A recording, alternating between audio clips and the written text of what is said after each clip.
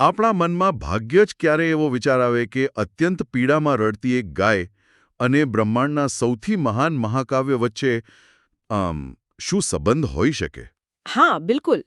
સામાન્ય રીતે જોઈએ તો એક તરફ અસહાય પ્રાણી છે અને બીજી તરફ અદ્ભુત શૌર્યની કથા છે. સાચી વાત છે. પ્રથમ નજરે આ બે ઘટનાઓ વચ્ચે કોઈ સીધો તાર દેખાતો નથી, પણ આજના આ ગહેન અધ્યયનમાં આપણે આ જ રહસ્યના મૂળ સુધી જવાના છીએ. એટલે આ કોઈ સામાન્ય ચર્ચા નથી હો. હા, અને મોટાભાગે લોકો રામાયણને માત્ર એક ઐતિહાસિક ઘટના અથવા ધાર્મિક વાર્તા તરીકે જ જોતા હોય છે. પણ જુઓ, જ્યારે આપણે શાસ્ત્રોના જુદા જુદા સ્તરો ઉખેડીએ છીએ ત્યારે સમજાય છે કે તેની અંદર એક અત્યંત ગહન વિજ્ઞાન છુપાયેલું છે. બરાબર છે. અને આ જ પ્રતીકવાદને ઉકેલવા માટે આજે આપણી પાસે સ્ત્રોતોનો એક અત્યંત રસપ્રદ સમૂહ છે. આપણે વાલ્મીકી રામાયણના બાલકાંડ પર આધારિત ઇસ્કોન ડિઝાયર ટ્રીના લખાણો લીધા છે. સાથોસાથ પ્રતીકવાદના ઊંડાણને સમજાવતો ટાઈમ્સ નાવનો લેખ પણ છે. હા, અને વેદધારાનું ભૂમિદેવી વિશેનું સૂક્ષ્મ વિશ્લેષણ તેમજ શ્રીરામ લક્ષ્મણના બ્રહ્માંડ સ્વરૂપનું વર્ણન કરતા પ્રાચીન ગ્રંથોના અંશો પણ છે. એટલે આ બધા સ્ત્રોતોને જોડીને આપણો મુખ્ય ઉદ્દેશ્ય એ સમજવાનો છે કે ભગવાન રામનો જન્મ માત્ર એક પૌરાણિક ઘટના નથી. બિલકુલ નથી. વાસ્તવમાં તે માનવ મનોવિજ્ઞાન, આપણી ચેતનાના સ્તરો અને બ્રહ્માંડના કાયદાઓનો એક સંપૂર્ણ નકશો છે. અને હું માનું છું કે આ નકશો આપણા રોજિંદા જીવન સાથે બહુ ગાઢ રીતે જોડાયેલો છે. સાચી વાત છે. તો ચાલો કથાના મૂળભૂત બિંદુથી શરૂઆત કરીએ. અયોધ્યામાં ભગવાન રામના જન્મની ભૌતિક ઘટનાની વાત આપણે થોડીવાર પછી કરીશું, પણ તે પહેલા ઉપર સ્વર્ગમાં શું હલચલ મચી છે તેના પર નજર કરીએ. હા, કારણ કે વાર્તાની શરૂઆત તો ત્યાંથી જ થાય છે ને. એક્ઝેક્ટલી. વેદધારાના લખાણ મુજબ પૃથ્વી એટલે કે ભૂમિદેવી અસુર રાજાઓના અત્યાચારથી અત્યંત ત્રસ્ત થઈ જાય છે અને તે એક ગાયનું રૂપ ધારણ કરીને બ્રહ્માજી પાસે જાય છે. અને તેની આંખોમાંથી અશ્રુ વહી રહ્યા છે. બસ આ જ મારો પ્રશ્ન હતો. હું વિચારતો હતો કે આ રડવાનું પ્રતીક જ કેમ? શું આ માત્ર એક લાગણીશીલ દ્રશ્ય ઊભું કરવા માટે લખાયું છે? જુઓ, આ બહુ વ્યાજબી પ્રશ્ન છે. સામાન્ય રીતે આપણે રડવાને માત્ર દુઃખની અભિવ્યક્તિ માનીએ છીએ. પણ વેદધારાનું વિશ્લેષણ અહીં એક બહુ જ સૂક્ષ્મ અને જૈવિક દ્રષ્ટિકોણ આપે છે. અરે વાહ! જૈવિક દ્રષ્ટિકોણ એટલે બાયોલોજી? હા, બિલકુલ. શારીરિક રીતે જોઈએ તો રડવું એ તણાવ મુક્ત કરવાની એક કુદરતી પ્રક્રિયા છે. મતલબ, જ્યારે કોઈ સંકટ બહુ વધી જાય ત્યારે શરીર આંસુ દ્વારા તણાવ પેદા કરતા રસાયણોને બહાર કાઢે છે. ઓહ, આ તો મેં ક્યારેય વિચાર્યું જ નહોતું. હા, એટલે ભૂમિદેવીનું રડવું એ કોઈ કાવ્યાત્મક કલ્પના નથી. પૃથ્વી પર પાપ અને શોષણના કારણે પૃથ્વીનું સૂક્ષ્મ વાતાવરણ અત્યંત ગરમ થઈ ગયું હતું. તો આ આંસુ એક કોસ્મિક લેવલ પર સિસ્ટમને ઠંડી પાડવાની પ્રક્રિયા હતી. શું વાત કરો છો? એટલે કે આ માત્ર કોઈ રૂપક નથી પણ બ્રહ્માંડીય જીવવિજ્ઞાનની વાત છે. અને ગાય શા માટે? કારણ કે ગાય એ નિસ્વાર્થ પોષણનું પ્રતીક છે, ખરું ને? બરાબર. જ્યારે જગતનું પોષણ કરનારી શક્તિ જ રડવા લાગે ત્યારે સમજવું કે જીવનનો પાયો જ જોખમમાં છે. અને સ્ત્રોતમાં એક બીજી રસપ્રદ ભાષાકીય વિગત પણ છે.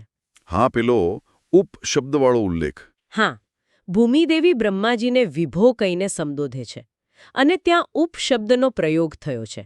સંસ્કૃતમાં ઉપનો મૂળભૂત અર્થ થાય છે સમીપ જવું. જેમ આપણે ઉપનિષદ કહીએ છે ને, બસ એમ જ. એટલે જ્યારે તે બ્રહ્માજી પાસે ગઈ ત્યારે તેનો ગૂઢ અર્થ એ છે કે તે માત્ર બ્રહ્માજીના ભૌતિક સ્વરૂપ પાસે નથી જઈ રહી. તે બ્રહ્માજીની અંદર જે પરમ ચેતના છે, એટલે કે ભગવાન વિષ્ણુ છે, તેમની શરણમાં જઈ રહી છે. ઓહ, સમજાયું. એટલે કે સૃષ્ટિના સર્જક ભલે બ્રહ્મા હોય, પણ અંતિમ ઉટેલ તો પાલનહાર પાસે જ છે. અને પરિસ્થિતિ ખરેખર કાબૂબાર હતી, કારણ કે રાવણનો આતંક બધે જ હતો. હા, તમામ દેવતાઓ પણ બ્રહ્માજી પાસે પહોંચી જાય છે. અને અહીં બ્રહ્માજી એક એવી વાત છતી કરે છે જે બહુ જ રસપ્રદ છે. હા, પેલા વરદાનવાળી વાત. રાવણે અજેયતાનું વરદાન માંગ્યું ત્યારે દેવ, ગંધર્વ, યક્ષ કે રાક્ષસ કોઈથી મૃત્યુ ન થાય એવું માંગ્યું. બરાબર. પણ તે મનુષ્યોનું નામ લેવાનું સાવ ભૂલી ગયો હતો. અને આ કોઈ નાની ભૂલ નહોતી.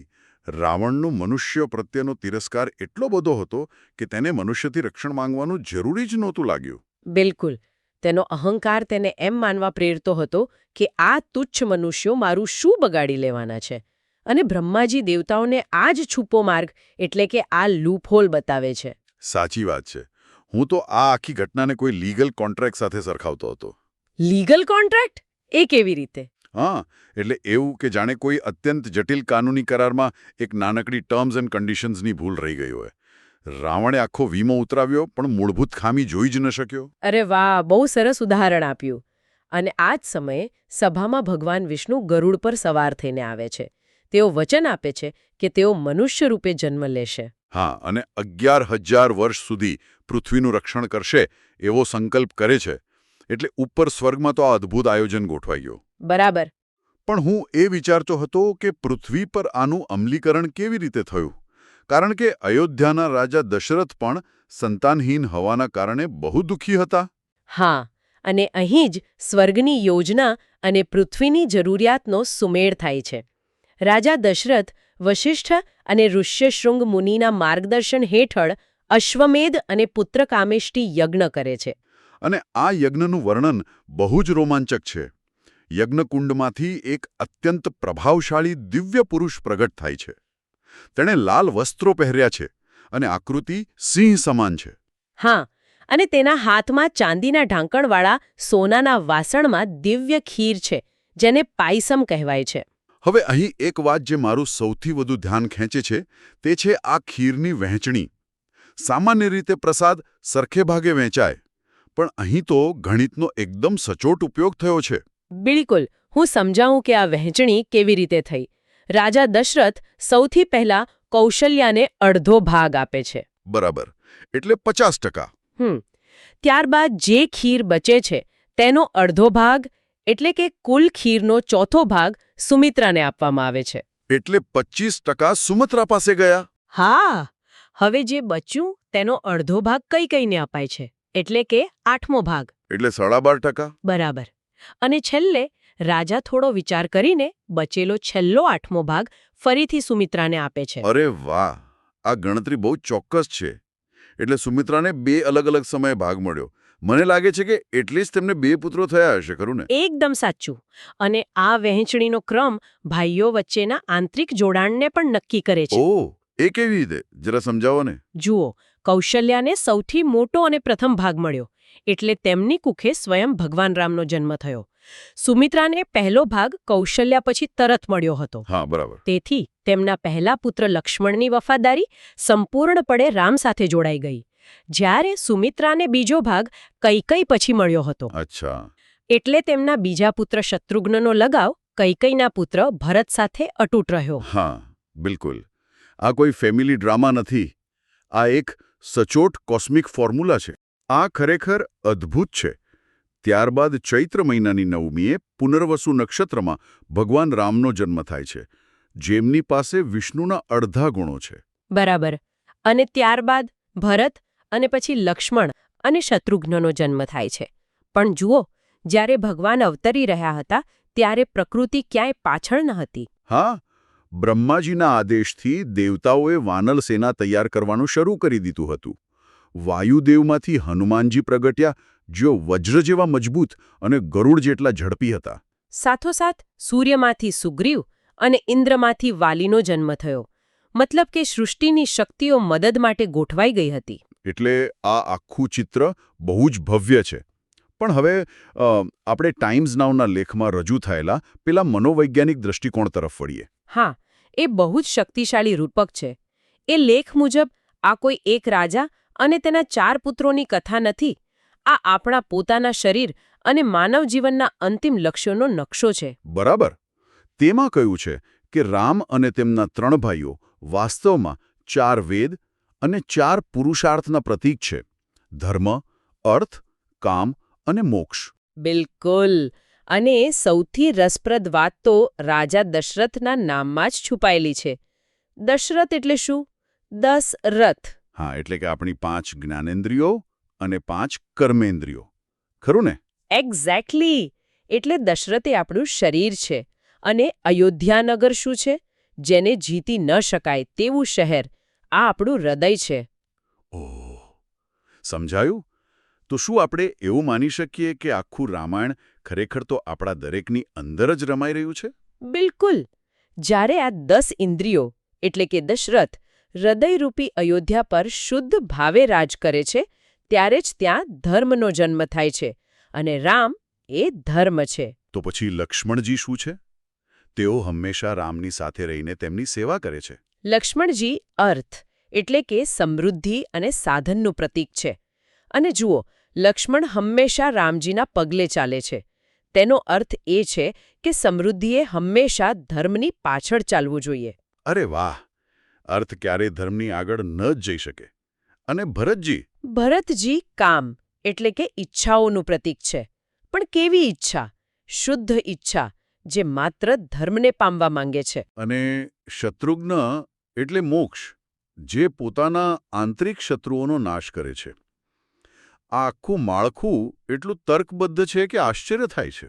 હા, પણ હવે આપણે એક એવા વિષય પર જઈએ જે કદાચ સૌથી ઊંડો છે.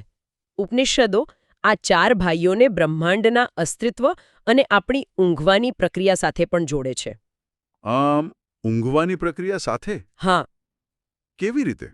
જ્યારે ગુરુ વશિષ્ઠ નામકરણ કરે છે ત્યારે તેઓ ઉંમરનો ક્રમ તોડી નાખે છે. પહેલા રામ, પછી ભરત, પછી શત્રુઘ્ન અને છેલ્લે લક્ષ્મણ. હા, લક્ષ્મણ તો ભરત કરતા મોટા હતા, છતાં છેલ્લે કેમ? કારણ કે આ ઓમનાદ અને માનવ ચેતનાના 3 સ્તરો દર્શાવે છે. આ તો થોડો વધારે પડતો ગહન થઈ ગયું. ચાલો આને એકદમ સરળ ભાષામાં સમજીએ. ઓમનાદમાં 3 અક્ષરો છે: એ, યુ અને એમ. બરાબર. હું સમજાવું. એ અક્ષર આપણી જાગૃત અવસ્થા દર્શાવે છે. એટલે કે જ્યારે આપણે જાગતા હોઈએ. આ અવસ્થા લક્ષ્મણ છે, જેને વિરાટ પુરુષ કહેવાય છે. ઓહ, એટલે જ લક્ષ્મણજી હંમેશા જાગતા રહીને રક્ષણ કરે છે. હા, પછી આવે છે યુ અક્ષર. આ આપણી સ્વપ્ન અવસ્થા દર્શાવે છે, જે શત્રુઘ્ન છે. ઉપનિષદો તેને તૈજસ બ્રહ્મ કહે છે. મન પોતાની દુનિયા ઊભી કરે છે. અને છેલ્લે એમ અક્ષર. એ ગાઢ નિદ્રા એટલે કે સુષુપ્તિ અવસ્થા છે, જ્યાં માત્ર શાંતિ છે. આ ભરત છે, જેને પ્રાજ્ઞ બ્રહ્મ કહેવાય છે. ગાઢ ઊંઘમાં જ બ્રહ્માંડનું પોષણ થાય છે. આ તો ખરેખર માઇન્ડ બ્લોઈંગ છે. મતલબ કે જ્યારે આપણે જાગીએ છીએ, સ્વપ્ન જોઈએ છીએ અને ગાઢ ઊંઘમાં હોઈએ છીએ, ત્યારે આપણે આ 4 ભાઈઓના શક્તિ સ્તરોમાંથી પસાર થઈએ છીએ. બિલકુલ. પણ એક મિનિટ, આમાં રામજી ક્યાં છે? જુઓ, રામજી આ 3 અવસ્થાઓની પાર એક ચોથી અવસ્થા છે, જેને પરમ બ્રહ્મ કહેવાય છે, જે માત્ર સાક્ષી રૂપે હાજર છે. અને એટલે જ લક્ષ્મણના નામનો અર્થ થાય છે લક્ષ્મી વર્ધન. હા, જે લક્ષ્મી અને ભક્તિ વધારે છે. બરાબર. વાસ્તવમાં રામ અને લક્ષ્મણ અલગ નથી. લક્ષ્મણ એ રામનો જ શ્વાસ છે, જે શરીરની બહાર છે. બહિઃ પ્રાણ ઇવાપરઃ. તેઓ એક આત્મા અને 2 શરીર છે. અરે વાહ! આજે આપણે જોયું કે રામકથા માત્ર એક ઇતિહાસ નથી. આ તો વેદોનું માનવ સ્વરૂપ છે. આપણા પુરુષાર્થની બ્લુપ્રિન્ટ છે. બિલકુલ. અને આ બધું સમજ્યા પછી જ્યારે પણ આપણે કોઈ નિર્ણય લઈએ ત્યારે વિચારવું રહ્યું કે આપણો દશરથ એટલે કે આપણી 10 ઇન્દ્રિયો કોના શરણે છે. સાચી વાત. શું તે ધર્મના શરણે છે કે નહીં, એ બહુ મોટો પ્રશ્ન છે. અને આજના આ ગહન અધ્યયનના અંતે હું એક છેલ્લો વિચાર છોડી જવા માંગુ છું. ચોક્કસ. આપણે સાંભળ્યું કે લક્ષ્મણજી જાગૃત અવસ્થા અને વિરાટ પુરુષનું પ્રતીક છે. અને આપણે એ પણ જાણ્યું કે રામજી લક્ષ્મણ વિના ક્યારેય સૂતા ન હતા. બરાબર છે.